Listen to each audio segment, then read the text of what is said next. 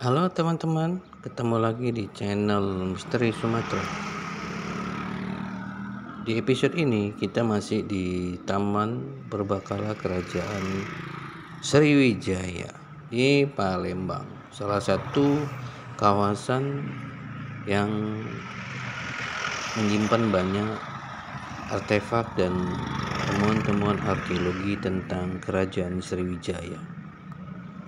Oke, di episode ini kami ingin mengajak teman-teman melihat bukti bahwa Kerajaan Sriwijaya itu dahulu kala adalah kerajaan maritim. Oke, tak heran Kerajaan Sriwijaya itu dikelilingi banyak oleh aliran-aliran sungai. Oke, mulai dari Sungai Musi yang paling besar dan sungai-sungai kecil lainnya. Nah, sekarang kami mengajak teman-teman ke Museum Sriwijaya yang berada di kawasan Taman Purbakala Kerajaan Sriwijaya. Nah, di sini ada sebuah bukti bahwa Kerajaan Sriwijaya itu memang terkenal kerajaan maritim yang memiliki kapal-kapal laut yang tangguh. Di mana-mana yang namanya kerajaan maritim dari dulu sampai sekarang pasti memiliki armada laut yang kuat dan tangguh. Memang untuk menguasai sebuah kawasan, sebuah kerajaan itu harus menguasai laut, karena Sriwijaya ini memiliki kawasan yang memiliki aliran sungai dan juga negaranya yang di kemudian hari menguasai selat-selat yang ada di sekitaran Kerajaan Sriwijaya, yaitu Selat Malaka, Selat Sunda, dan Laut Cina Selatan. Ingat ya, itu adalah kawasan yang sangat-sangat dikuasai oleh Kerajaan Sriwijaya dahulu kala. Nah, di dalam Museum Sriwijaya ini kita bisa melihat bahwa model-model kapal yang diperkirakan seperti itu. Nah, teman-teman, ini adalah sebuah contoh bukti temuan arkeologi yang ditemukan di Sungai Musi di tahun 1960. 1960 ya teman-teman ya. Ingat, ini Anda tahu ini apa? Ini adalah kemudi kapal. Oke, kemudi kapal dari Kerajaan Sriwijaya. Memang belum ketahui ini kemudi kapal milik masyarakat atau kemudi kapal dari pemerintahan Kerajaan Sriwijaya. Intinya ini dari Kerajaan Sriwijaya. Nah, ini adalah kemudi kapal. Teman-teman tahu kemudi kapal ini panjangnya berapa? Dari temuan arkeologi di Sungai Musi ini yang paling besar dan paling panjang itu panjangnya 8,5 meter. Oke teman-teman ya, ini kemudinya aslinya kalau menurut arkeologi ini panjangnya 12 meter. Namun sudah ada bagian di ujungnya sudah mulai patah. Tapi ini total 8,5 meter kemudi tok. Oke teman-teman bisa bayangkan nggak? Ini kemudi yang paling besar. Sebenarnya kalau kata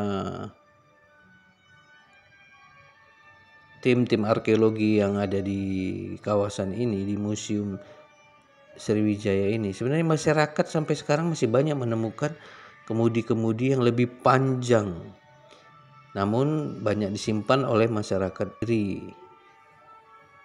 Nah, kemudi lainnya yang lebih kecil, tapi ngelihat kemudinya paling kecil seperti ini juga udah kebayangkan kapalnya sebesar apa.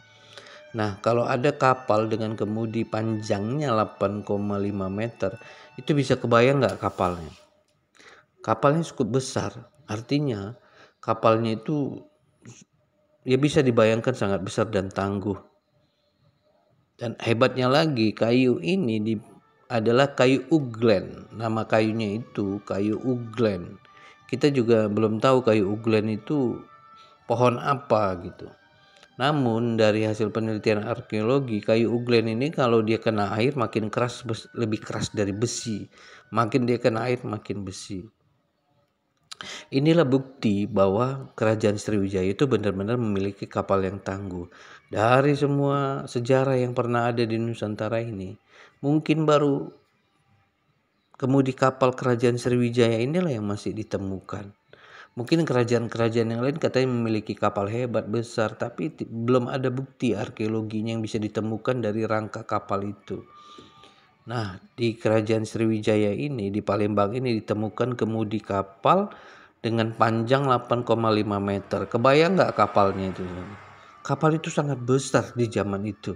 Zaman sekarang aja kalau ada kapal dengan kemudinya aja panjangnya 8 meter, 8,5 meter itu luar biasa besarnya. Nah, ini kemudi-kemudi, pecahan-pecahan kemudi yang lain yang lebih skala lebih kecil. Ya, kalau lebih kecil berarti milik masyarakat. Nah, teman-teman, inilah adalah bukti arkeologi bahwa kerajaan Sriwijaya memang kerajaan maritim dan mempunyai kapal besar. Kemudinya aja 8,5 meter. Bisa kebayang nggak teman-teman sebesar apa kapalnya itu yang bisa melakukan hilir mudik di Sungai Musi di kala itu dan menjaga Selat Malaka, menjaga Selat Sunda dan menjaga Laut Cina Selatan ya di kala itu. Mungkin namanya aja mungkin tidak berbeda ya, tapi kawasan itu adalah kawasan strategis yang sangat-sangat dikuasai oleh kerajaan Sriwijaya karena kawasan itu menjadi pemasukan inti dari kerajaan Sriwijaya. Karena siapapun di kala itu melewati selat-selat itu harus membayar pajak kepada kerajaan Sriwijaya. Nah, di kemudian hari gara-gara pajak yang terlalu tinggi dipungut oleh kerajaan Sriwijaya pada tahun 1000-an, abad 10 atau abad 11, kerajaan Indrakola dari India Selatan melakukan penyerangan besar-besaran kepada kerajaan Sriwijaya. Gara-gara pajak itulah di kemudian hari kerajaan Sriwijaya hancur lululantak. Nah, namun demikian kapal-kapal kerajaan Sriwijaya terkenal memiliki ketangguhan yang luar biasa. Lihat kemudinya teman-teman, kemudinya ini sudah berusia ya lebih kurang 1000 tahun ada. Karena kerajaan Sriwijaya itu kan cukup lama eksis dari tahun 600-an hingga 1300-an. Hampir 700 tahun.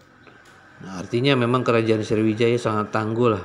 Tidak gampang menaklukkannya karena dia berkuasa hampir 700 tahun. Ingat ya, kerajaan Sriwijaya itu berkuasa hampir 700 tahun.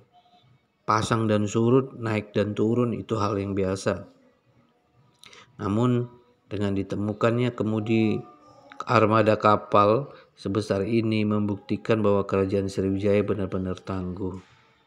Oke, dengan seperti ini maka kerajaan Sriwijaya tak terbantahkan membuktikan bahwa dia kerajaan maritim yang hebat dan tangguh. Oke, teman-teman, sampai di sini dulu episode ini. Kami menyampaikan langsung ini ya dari Taman Purbakala Kerajaan Sriwijaya. Salam sukses.